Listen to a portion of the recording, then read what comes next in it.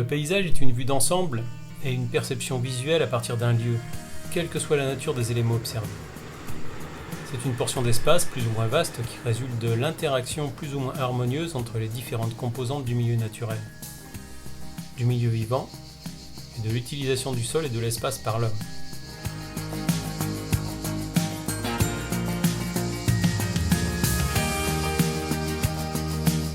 C'est un patrimoine commun en tant que témoin de l'évolution de nos pratiques de vie. Sa perception fait appel au sens et de ce fait sa valeur est subjective et affective.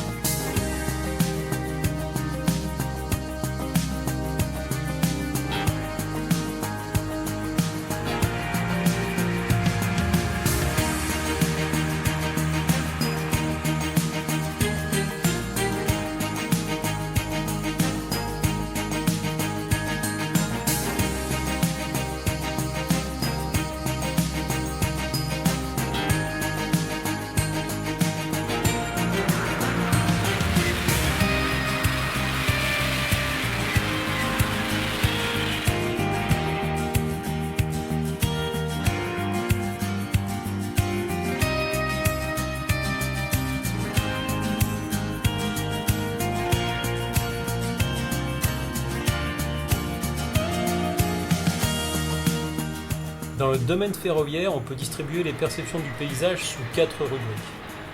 D'abord le paysage personnel et quotidien du riverain, relativement statique, auquel les personnes s'identifient. Ensuite le paysage collectif qui appartient au patrimoine et à la culture perçue par la société, puis le paysage spectacle de l'usager du train qui défile par la fenêtre. Et enfin le paysage ferroviaire en tant que tel qui participe du paysage global.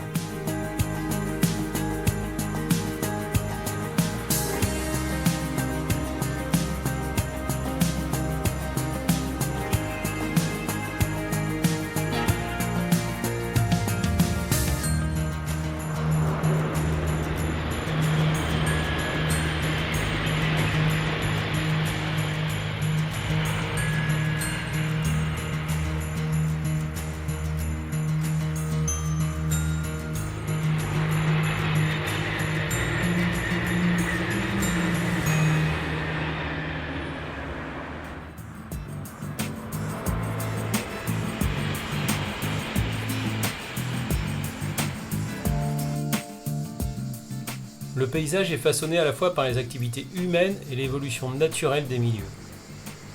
D'un côté, l'aménagement d'une LGV, ligne à grande vitesse, modèle des nouveaux paysages et participe à leur construction. D'un autre côté, l'évolution des paysages doit se faire en harmonie avec la nécessité économique et sociale qu'est le développement des infrastructures de transport terrestre.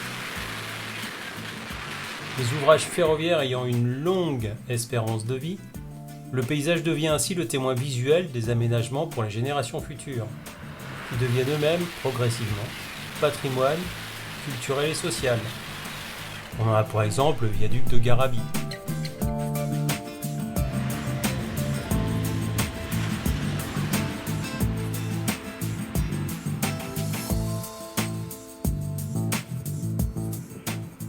Une démarche a été initiée sur la ligne du TGV Méditerranée qui présentait des contraintes pédoclimatiques complexes, comprenant un programme de recherche Réseau Ferré de France et SNCF en partenariat avec l'INRA, l'Institut National de Recherche Agronomique, pour prendre en compte l'écosystème dans la stabilisation des ouvrages en terre.